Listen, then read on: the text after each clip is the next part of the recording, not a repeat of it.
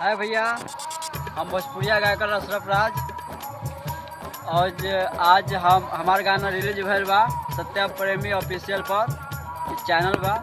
और आप लोग देखिए और चैनल सब्सक्राइब जरूर करिए और बेल आइकन दबाना ना भूलिए।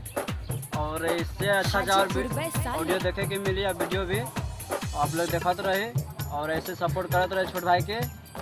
और हम चाहता नहीं कि आप लोग खूब सपोर्ट करें और हम इससे भी अच्छा गाना सुनने के मिली आप लोगों के।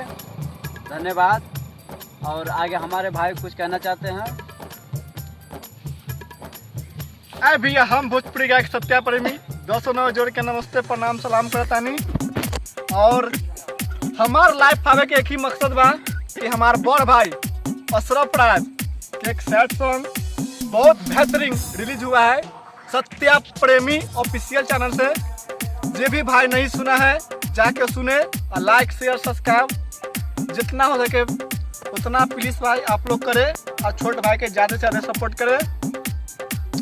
और ऐसे ही छोटा मोटा हम लोग का वीडियो आता रहता है, कॉमेडी फनी वीडियो, गाना, MP3 ऑडियो वीडियो रिलीज होता रहता है।